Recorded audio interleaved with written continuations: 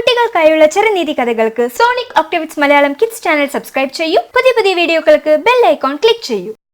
ഈ കഥയുടെ പേര് തൊപ്പിക്കാരനും കുരങ്ങുകളും. ഒരു ഗ്രാമമുണ്ടായിരുന്നു. ആ ഗ്രാമത്തിൽ മഹാദേവ് എന്ന ഒരാൾ ഉണ്ടായിരുന്നു.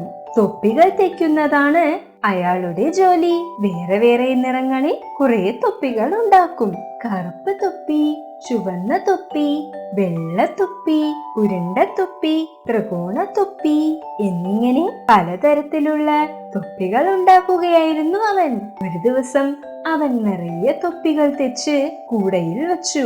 അവൻ ആലോചിച്ചു, നാളെ ഞാൻ അടുത്തുള്ള ഗ്രാമത്തിലേക്ക് പോയി എല്ലാ തൊപ്പികളും വിൽക്കും. പക്ഷേ ഞാൻ അത്ര ദൂരം പോകുന്നതിന് കൂടെ തുണയും വേണമല്ലോ.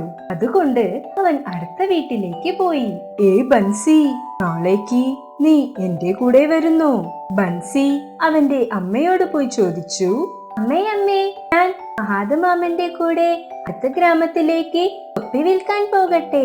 അവന്റെ അമ്മ പറഞ്ഞു, വേണ്ട ബൻസി, നീ വളരെയധികം കുസൃതി കാട്ടും. ബൻസി പറഞ്ഞു, ഇല്ല അമ്മ, ഞാൻ മഹാദേവനെ ഒരു കഷ്ടവും കൊടുക്കില്ല.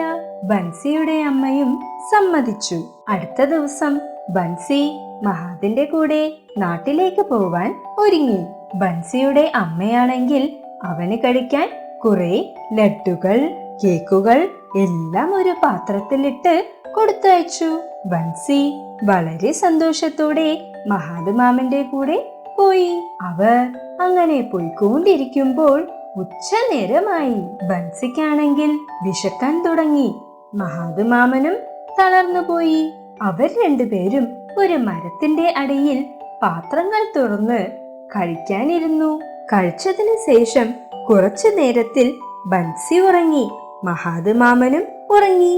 ആ മരത്തിന്റെ മേലെയാണെങ്കിൽ കുറെ കുരങ്ങുകൾ ഉണ്ടായിരുന്നു. വലിയ കുരങ്ങ്, ചെറിയ കുരങ്ങ്, വെള്ള കുരങ്ങ്, കറുപ്പ് കുരങ്ങ്, മാനിറ കുരങ്ങ് എന്ന് കുരങ്ങുകൾ ഉണ്ടായിരുന്നു. ഓരോന്നായി ആ കുരങ്ങുകൾ താഴേക്കിറങ്ങി വന്നു.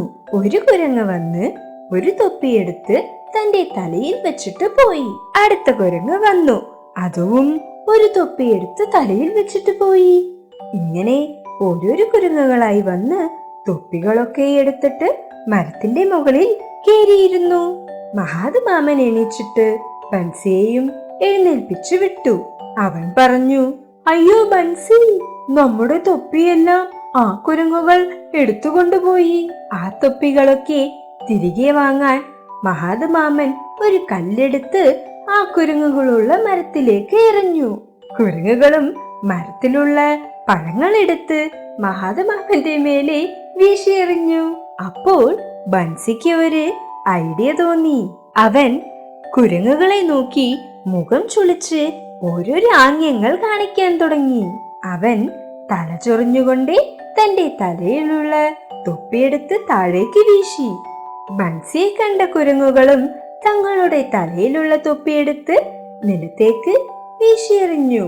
ബൻസി ചിരിച്ചുകൊണ്ടേ മഹാദേവന്റെ അടുത്ത് പറഞ്ഞു, ഇന്ന മഹാദേവ, നിങ്ങൾക്ക് എല്ലാ തൊപ്പികളും തിരികെ കിട്ടി.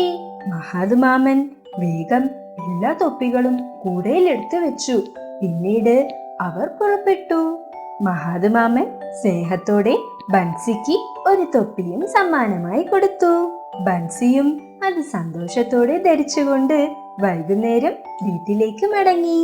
കുട്ടികളെ, ഇതിൽ നിന്നും എന്താണ് മനസ്സിലായത്? എന്ത് പ്രശ്നങ്ങളായിരുന്നാലും ഏതെങ്കിലും ഒരു വഴിയിൽ കൂടി ആ പ്രശ്നത്തെ നമ്മൾ തീർക്കാൻ പറ്റും.